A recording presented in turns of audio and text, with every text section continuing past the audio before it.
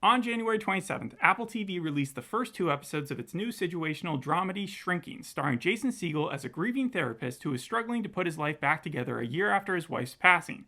On this podcast, we like to discuss and review the latest installments of a different series every show. It's January 31st. Welcome to today's episode.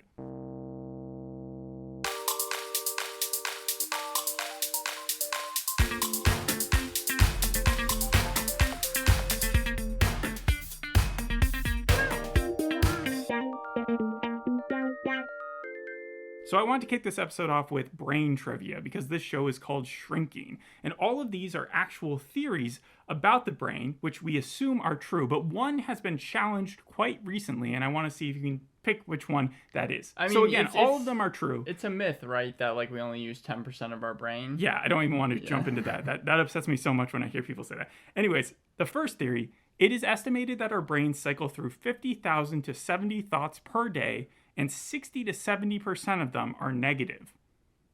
Okay. Okay. Over the last 40,000 years, human brains have shrunk by an estimated 10%. So it's fair to say that they may be shrinking. Okay. You know? Yeah. No one born blind has ever been diagnosed as schizophrenic. All right. And then what's the other one? The last one is people are most productive in blue-green rooms rather than red and white rooms. Right. Okay. And you're So saying... all of those are supposedly true, but one of them has been challenged quite recently.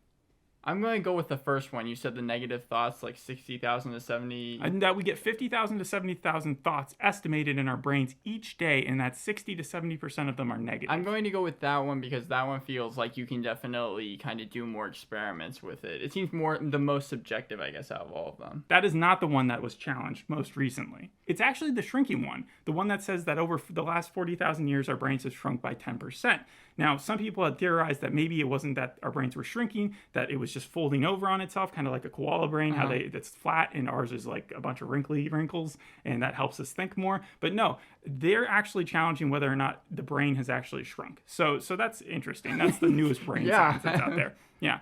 But bringing it back to the show, there's actually been another show called Shrink that came out a few years ago that this reminded me of. I remember hearing the title for that. Yeah. That was the one with Tim Baltz. It was a comedy, and it was about him running therapy sessions from his parents' garage. It was only on CISO for a while. I think it got 1 or 2 seasons. Okay. Yeah, rest in peace. Rest in peace. And but the word shrink, which obviously is in the title here, I've always used it synonymously with as an informal way of saying psychologist, right? Or therapist. But is that not how it is? Well, it's always been informal, but it's actually considered a little insulting. I was not surprised to hear that because it does have a little stigma behind it, kind of like back in the day when people were shamed about going to see a shrink, and it's like, oh, you're seeing a shrink? Yeah. But actually, the origins of the word are thought to come from the Amazonian war practice of actually head shrinking that was performed boiling enemies' heads after they had been severed from the human body, and it was paraded around as either a ritualistic thing or look at what I did. This is what happens if you face me, that type of deal. But then the word just, I guess, evolved to become what it is today. And now we can talk about this show. Yeah, you did a lot of research for this preamble. Well, I was just curious because Shrinking, we've seen it several times now. They've dedicated several shows to it. And now Jason Segal, right?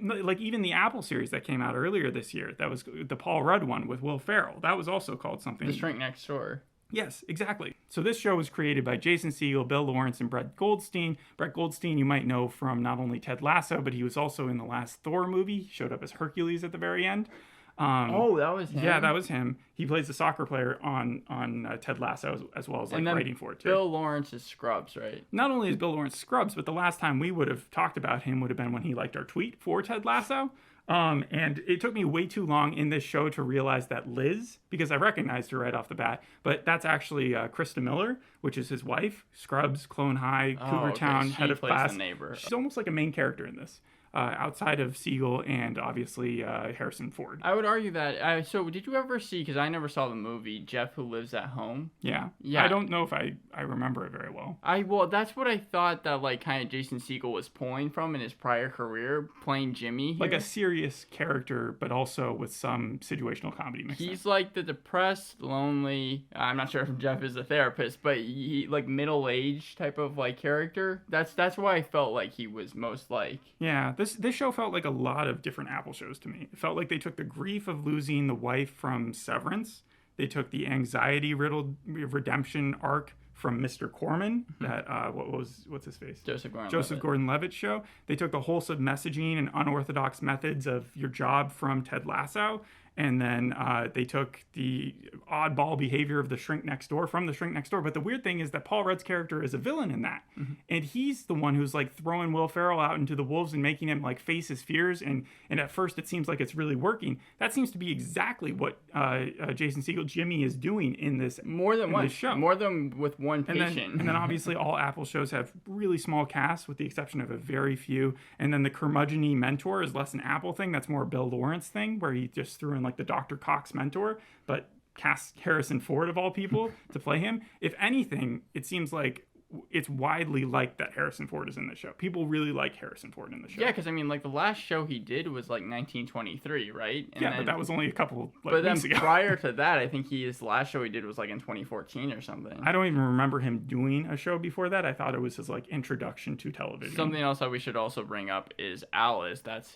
Jimmy's daughter. They kind of took the trope of she's not really ready to forgive him after Jimmy's wife passed because she feels like Jimmy has kind of left her alone. I couldn't think, though, of an Apple show that has done that yet, but it is a cliche to have that grieving kind of thing. But this is the part that's interesting. So Jimmy it's a year out of losing his wife, and he is still kind of like messed up, right? But he's still seeing clients. And at this point, he's like so fed up of just the world and how it works that he's starting to like make his clients do things as opposed to just listening to them. Right. He's like, okay, you're going to break up with your husband now, or you're going to go join an MMA thing, like wrestling club right now because you have violent tendencies otherwise, and this will help you get over your PTSD. Like that type of initiative. And how did you think that worked? I thought that, the Grace one kind of made sense to me, because, like, after a certain while, Grace like, played by Heidi Gardner? Yeah, it seems like all these SNL alums are showing up in, like, serious comedies. I know that, like, Abby Elliott showed up in The Bear as, like, Jeremy Allen White's sister. But here, I thought that, like, that one made the most sense out of anything that Jimmy does, because he even says to her, you've been, like, having to stay with him for 2 years. He's obviously abusive. You have to leave him or else I'm not going to be your therapist anymore. And although that was harsh, I thought that, like, that actually made the most sense. I thought that was ridiculous. Okay, so I'm going to just jump into my cons in this show, because overall, what did you think of it? What would you give it? I give it like a solid 7. You would give it a 7? I'm going to come at it the other side. I'm giving it a 5, and I say I don't like it. So this is not pass for you. Not only does it not pass, but I have like a bunch of grievances behind it. But the biggest one is how unprofessional Jimmy is and why he's even allowed to practice. But I think that's the point of the show. The point of the show is put someone who's unprofessional in the therapist's side and see how like they kind of but take a break from therapy. Like even his boss, who technically is Harrison Ford, he's the leader of the therapist at the cognitive therapy that they're doing. He should be telling him not to be taking patients right now. It clearly is too soon to work. I was just frustrated because Jimmy treated his job with callousness. That's all I saw in those first 2 episodes, and we were supposed to still like him because he was trying to recover and trying to make amends with his daughter for ignoring her over the last year. However, it's one thing to support your colleague like Gabby, who's the other therapist, and Dr. Paul, who is Harrison Ford, were trying to do by like giving him a moral boost or telling him, hey, this is what you need, like giving him guidance. But when Jimmy literally states, we all know what will make our patients better, it's simple, so why don't we just tell them? I just wanted to tell the writers, like, fuck you. Like, that's not how therapy works, and it's also really crappy representation of how therapy works. Okay, so I'll actually agree with you on that. I do agree that Jimmy is definitely callous in this episode, as you said. But I think that, like, I was just willing to give it a pass because that was just the basis of the show. It's not the type of job, though, and there's not a lot of jobs where you can just sort of wing it and think, oh, you know what? I'm just going to spitball things off the top of my head. It's not like it's going to mess with their heads or anything. I do think that there was some insensitive stuff in this episode. Also, when you were talking about kind of the montage of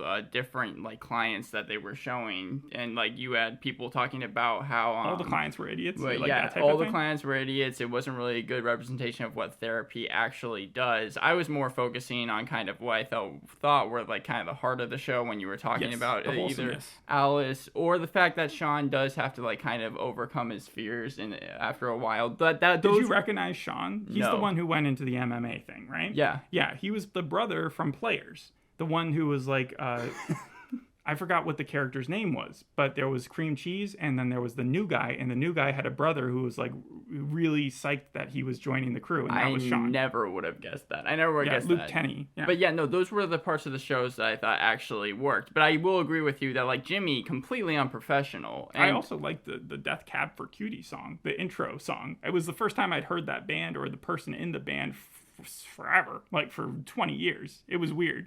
I reckon, like, it just, their voice is so well known. Yeah. Do you know who Gabby played? That was the other therapist. Who Gabby was? Who That's Gabby Jessica was. Williams. She's from The Daily Show. She's from Booksmart. She looks a little bit like the bear person, the assistant in that show, Yeah, the secondary main yeah, character. but she's basically. older. And then you also have Brian, who is the best friend, the gay best friend, which I wrote down as a con because that's such a cliche. You know, like they literally made the cliche of gay best friend. Just basically putting that trait in there to have a And trait he's for just him. always optimistic until it comes down to that he feels that his friend isn't being truthful with him. Or I have to be honest, but that part where in the second episode he was at least going against Grace's abusive husband, like that whole entire kind of, I don't want to say courtroom scene, but like the lawyer scene, I did like that part, but I will say he didn't add too much to the story. Hey, I like that you like the show because I like having that like back and forth, and I think together will assume a lot of what people think. You'll either have those for it or against it, and so you defending those scenes, I also didn't mind that scene that much. I did mind the scene where he just took the guy to Starbucks and then he was like, "You like this, right? Okay, I'm gonna get out of here." No, you know, or true. Where he was like the show wanted to play the emotional connectivity angle so much, but then it dismisses reality at its own whim. They're driving down trying to make the the daughter's soccer game, right? Oh, that was and ridiculous. They just ditch the jam-packed rush hour car thing, and he writes it off as, "Oh, the police will just take it to my house because I'm white." Because I'm white, yeah. That was like, I get the joke that was supposed to be there, but this is a show that's supposed to be based in some form of reality, right? You know, I think in the first scene, he has hookers at his house while his teenage daughter is literally in her room upstairs, and it's just upsetting. Yeah, I was gonna say that, like, I think that the part of the show comes from just everybody around Jimmy. Jimmy as a character to focus on. I know that they're like, enabling him. They're gonna bring him like all the way down before he maybe has his like really big moment where he's able to actually like take responsibility for himself. But that's kind of where I think you and I have the disagreement. It's like, I didn't really care about Jimmy because I can see where they're going with his character. While yes, his actions are absolutely absurd, and I really did not like the beginning where he has hookers. Like, he has hookers in his pool and his daughter's and he's upstairs. taking Adderall, and then he's going to work the next day and telling his patients about it. Yeah, like, it's so strange, and it is an ableist behavior. However, when I first watched Ted Lasso, I didn't think I would like it. I thought that it was just going to be a 5-minute skit that was going to be extended for a full series, and then it was the heart that sold it on me, and I think it sold it on a lot of people, right? And so maybe that's the same thing here. I came in with too high of expectations, and you were able to see the heart in the show, and I was just too put off by, like, I did like Harrison Ford's character. I thought he made a good version of the Dr. Cox character. He's been typecast, though. I've realized it now. He's been typecast as kind of the he's very old. Yeah, he's the very old, wise, but also he doesn't sugarcoat too much. He's a curmudgeon. Yeah. But he also has his own story, which they're hinting at, because the daughter who hangs out with him, unbeknownst to or unknown to Jimmy, it was like looking into his life. If you would have given me that summary and told me that like Alice and what's Harrison Ford's name again, Paul, were hanging out, and Dr. Paul, I probably would have been like, that was my least favorite part of the show. It actually ended up being my favorite part of the show because it actually was able to show you kind of the human side to Paul as well. Even when they're eating at the end of the second episode dinner together, I was like, this actually is able to give me some type of like emotional pull to it. But that whole dinner scene, so like the setup behind that is that Jimmy really wants to connect to his daughter. His daughter is coming back with, "Hey, you have been absent. I have been hanging out with Liz. She's been like my secondary mom for the last year, and I'm not just going to like forgive you for everything." But then she has a meeting with Paul, and Paul says, "Hey, maybe just like fake it till you make it here, like give your dad a break." And so she actually, even though she has dinner plans, Taco Tuesday with Liz next door, she buys like, I don't know, chicken sandwiches, and she brings them home. And then that's when Jimmy is going to go rebond with his best friend Brian, who he's also been ignoring for the last year, and he doesn't pick up on the signal that his daughter bought those sandwiches for them. So then she is already canceled on her taco dinner. Liz. So she goes and hangs out again with Paul. The problem that I had with that was not Jimmy or actually it was the daughter. It was the way that she didn't tell Liz that she was canceling her dinner plans until literally dinner was being served. She went to her next door neighbor. She could have texted her at any time. They've had Taco Tuesday before because it makes it seem like it's a regular thing for them. It's literally Taco Tuesday. And she gets there and she's like, I hope you didn't go through too much trouble. And of course she already had the makings like prepared and ready and set to go. And they had already grilled Liz earlier. Gabby had come up, even though Gabby should know at this point that Jimmy is not the best person to assume that he's telling the truth. Yeah. So when he starts griping about Liz being overprotective of his daughter, and Gabby just takes that as gospel and goes to Liz and starts like, she's a therapist and she's going after this woman for basically helping raise the girl while her father was out of the picture. It was so confounding, and it also seemed like they were trying to really push in a message that Liz had to learn something, and it didn't seem like she had done anything wrong. Yeah, the Gabby and Liz interaction in the second episode annoyed me because I could tell that Jimmy is going to learn about it in later episodes and probably get annoyed with Gabby there, and like it's going to cause some type of fight I don't there. Think he will. The thing that also I like the end of the second episode because I found it somewhat complex. You did have Alice again going to Liz, then she cancels on Liz, then she goes over to Jimmy. The only part I had a problem with at that ending was the fact that Alice didn't say to Jimmy, hey, I actually did get these chicken sandwiches for us. Like Jimmy, she didn't really have the opportunity because when she got home, that's when Sean was there because Sean had already been kicked out of his house. No, I'm talking about when she first got home and she had the chicken sandwich bag. Yeah, but that was, yeah, okay. No, I see what you're saying, yeah. Because Jimmy already made it clear. He was like, hey, when he thought that those chicken sandwiches were for him, he was like, hey, I was getting excited. They sort of excused that because Paul asked the same thing. He was like, did you tell him that those chicken sandwiches were him? And she was like, the context clues were there. He could have figured it out. And it was like, okay, well, maybe you buy it, maybe you don't. Yeah, but, I mean, also that you just brought up the ending. The fact that Sean is now living at their house. I had no problem with that part. That's ridiculous. The ridiculous thing is that a therapist would get that close to a client. That seems so unprofessional, such a bad idea. Definitely because then say you have other clients and you start like getting committed to them as well, and then the first one feels like you're taking them for granted because like you can't strike up that type of friendship without being expected to be like you're taking on a burden to have to help them whenever, and that's different. Like you need to have a boundary there, and it seems like this is such an egregious step over it. Maybe it'll work for the show, but to me, that part of that's the stuff that just rubbed me the wrong way. But like the emotion, I guess, or like the drama at the very end of the first episode, you didn't find any of that compelling when Sean has to like beat up Grace's husband. No, I'm not trashing the show about everything. I'm just saying that the things that I didn't like were so big to me that I couldn't look past them when it came to the stuff that I did. Also, how did the guy know that Jimmy was going to be at his daughter's soccer match or where the soccer match was when he came to punch him in the face?